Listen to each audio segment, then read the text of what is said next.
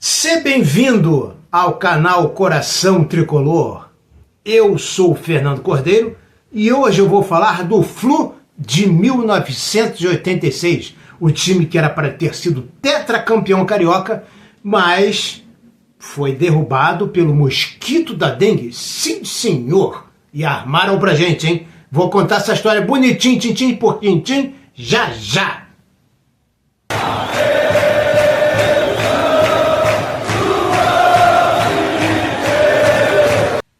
Em 1985, final de 1985, início de 1986, terminou a gestão de Otávio Pinto Guimarães na Federação de Futebol do Estado do Rio de Janeiro. E assumiram a federação o Caixa d'Água e seu braço direito, Eurico Miranda.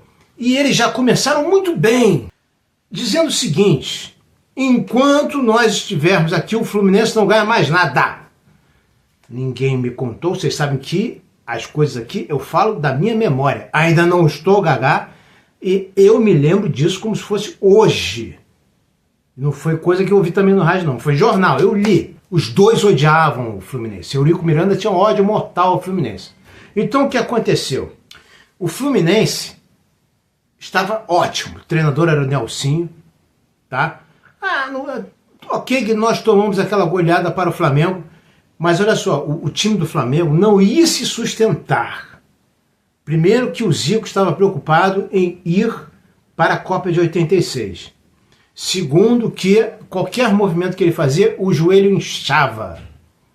Então o Flamengo, que tinha ali o seu carro-chefe, o Zico, não ia se sustentar naquele campeonato carioca para conseguir competir com o Fluminense, que também estava com a sua força maior que a do Flamengo, mas não força máxima, já que o carrasco deles, o nosso Assis, desde 85, já vinha dando alguns sinais de vulnerabilidade, de fraqueza física. O Assis já não era mais o mesmo. Em compensação, o Romerito jogava cada vez mais. E o Washington, 87, 88, em um ano ele fez aquele gol em que ele dribla a defesa toda do Vasco e dribla o Cássio 50 vezes e quase me mata do coração, de vibração, com aquele gol. E o outro, aquele totozinho, 88, ali eliminando o Vasco na Copa União. Bom, o Fluminense, para vocês terem uma ideia, era o líder. O Fluminense era o líder do campeonato carioca quando houve o caso da dengue. Vejam bem, naquela época a vitória valia 2 pontos. O campeonato tinha 12 times. E o Fluminense era o primeiro colocado com 7 pontos. O segundo era o Vasco com 6 e o Flamengo tinha 5. Então o Fluminense ia jogar com o Americano. Se não tivesse tido esse problema da dengue, depois jogou contra a Portuguesa, continuaria com a sua vantagem normal. Então o Fluminense teria pela frente apenas mais 4 jogos. Apenas mais 4 jogos que o Fluminense teria pela frente. Contra o Americano, deu esse problema da dengue, e o próximo jogo contra a Portuguesa, o Fluminense foi combalido a campo, mas venceu. Então faltavam ainda 2 jogos. Mas aconteceu que o Fluminense, que tinha vários jogadores realmente com dengue, como René, Delei, Assis, Ricardo Cruz, Vica, Eduardo, Edson Souza, Rogério, Tato, Alexandre Torres, Beto e Maurão, o Fluminense tomou um WO do Americano de Caixa d'Água, que era o presidente da federação e presidente do Americano. E aí notem bem que o Americano estava em 3º lugar, junto com o Flamengo e Goitacás. O Americano igualou o número de pontos com o WO. Na verdade, ultrapassou o Fluminense, porque o Americano de 5 foi para 7 e depois ainda ganhou mais 2, foi para 9. O Americano ganhou 4 pontos, na verdade. Essa maracutaia tirou as chances do Fluminense ser tetracampeão carioca. Então esse problema foi no retorno, que é a Taça Rio. O turno foi a Taça Guanabara. O Fluminense foi mal na Taça Guanabara, mas estava vindo bem na Taça Rio. E aí, segundo a matéria aqui, depois de um primeiro turno ruim naquele carioca, o Fluminense tricampeão, começou embalado a Taça Rio e até a rodada em questão liderava o turno com 7 pontos em 4 jogos, com 3 vitórias e um empate. Os triunfos na época valiam só 2 pontos. A derrota para o americano por WO, porém, permitiu a reação de seus concorrentes na tabela. Mas eu estou procurando aqui para vocês a história de que o americano ainda ganhou mais 2 pontos. Tá? Não precisa explicar isso muito não, porque é verdade e foi assim que o Fluminense, segundo palavras do René, que Deus o tem em bom lugar, foi alijado da conquista pelo tetracampeonato carioca. Aliás, o Fluminense é o único tetracampeão carioca, tá? Porque o Botafogo Futebol Clube, Botafogo de Futebol Regatas, Clube de Regatas do Botafogo, é tanto Botafogo que eles dizem que tem tanta tradição, mas nem unificados eles só são há 42 anos.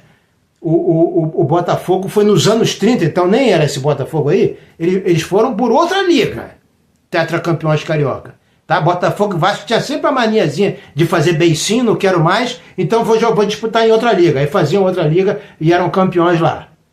Tá? O adiamento não aconteceu e no dia 18 de maio daquele ano o Fluminense sequer viajou para Campo dos Goytacazes, em função dos seus desfalques de jogadores do departamento médico.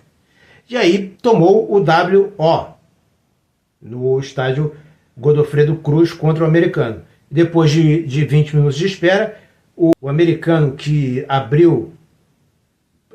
solicitou policiamento e vendeu ingressos para 7 torcedores, colocou o time em campo e depois de 20 minutos o árbitro Aloysio Viug encerrou a partida e registrou a ausência do tricolor na súmula que tomou um WO. Diga-se, aliás, que o profissional e os juniores também não viajaram por decisão da diretoria, por vários jogadores dos juniores estavam com dengue também, e atrapalhou isso no sub-20 de então, né, na busca pelo título da categoria. O René, numa entrevista, dizia que o Fluminense, que teve a dengue, ele até podia ter colocado um time misto, mas o jogo também poderia ter sido remarcado, tranquilamente, em função do problema nítido, que todo mundo sabia disso, comprovado por atestados médicos, que o Fluminense não tinha condições e seria prejudicado. Então ele diz a verdade. Briga política acima de tudo. E o René está pegando bem leve, né? Está pegando bem leve porque a gente sabe que o buraco foi mais embaixo. E eu já digo a vocês por quê. O Fluminense perdeu na justiça, no tapetão. Aí foi a justiça comum. Por 7 votos a 4, o Fluminense foi derrotado no TJD e perdeu os pontos da partida contra o americano marcada para o dia 18, mas que o clube carioca se recusou a disputar, alegando que seus jogadores estavam contaminados por uma virose respiratória, que é a dengue. Os dirigentes, entretanto, não aceitaram a decisão do tribunal e, segundo o advogado Zé Carlos Vilela, o Fluminense vai recorrer à justiça comum. O julgamento teve duração de aproximadamente 10 horas e só terminou na madrugada de ontem. Com o resultado, o americano ganhou 4 pontos no chamado tapetão, uma vez que também saiu vitorioso no julgamento envolvendo o Vasco. A partida entre as duas equipes, no dia 8 de maio, não chegou ao final devido à invasão de campo dos torcedores vascaínos em São Januário. O caso foi parar no TJD, que por 8 votos a 1 deu os 2 pontos ao americano no julgamento no último dia 3. Ou seja, e aí a gente volta ali para a tabela e vê que o Flamengo já estava garantido na final porque foi campeão da Taça Guanabara e o Vasco venceria a Taça Rio mesmo assim. Mesmo com o americano ficando com 9 pontos e o Vasco com 6 e o Fluminense com 7, o Vasco venceu a Taça Rio. Mas isso me cheira a uma maracutaia, a uma coisa trambiqueira sem fim, porque esse ano também simplesmente é o ano do escândalo das papeletas amarelas. Então, se... E vocês não sabem o que é isso, não? Escândalo das papeletas amarelas?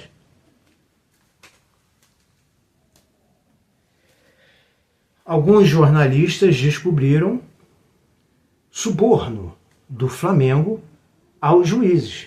para que fossem bonzinhos com o Flamengo em seus jogos, marcassem pênaltis, esse tipo de coisa, a favor do Clube de Regatas do Flamengo. O Flamengo foi beneficiado e o escândalo das papeletas amarelas não deu em nada. Ele foi sendo apagado, esquecido, deixando de lado, desapareceu. Assim como outros escândalos também, né?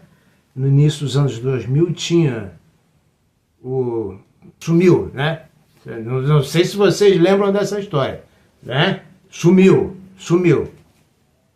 Então o Flamengo também tinha outras histórias escabrosas e, devido ao Eurico Miranda e o Caixa d'Água falarem muito, acho que assim,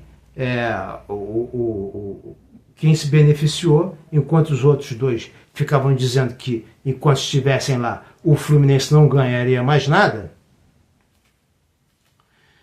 o que aconteceu?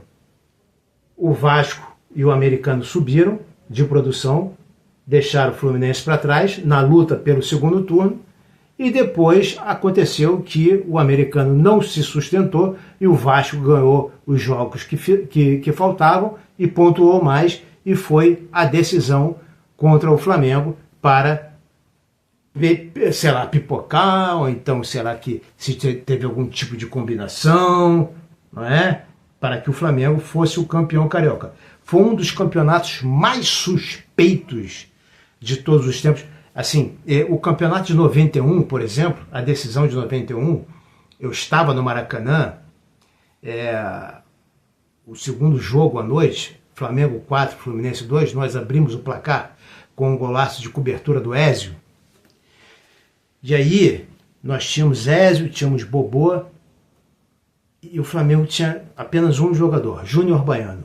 O Júnior Baiano, ele deu tesoura voadora para tudo que é lado. Aquele cara que deveria ter sido banido do futebol, né? Que o Platini, de sacanagem, disse que foi o maior zagueiro que ele já viu, pro Brasil acreditar e colocar ele na Copa, e em 2006, eu acho, e deitarem e enrolarem em cima dele, né? Acreditaram nessa piada. E o Fluminense, quem tomou o cartão vermelho ali no Fluminense foi Pires e Bobô, se não me falha a memória. E enquanto que o Júnior Baiano trucidou. Eu só me lembro dessa final, de uma injustiça como eu nunca vi na minha vida. Eu ali no Maracanã testemunhando aquilo. Aquela virada, não tem outro termo, aquela virada esquisitíssima do Flamengo. Mas o campeonato de 86 teve essas tramóias todas aí.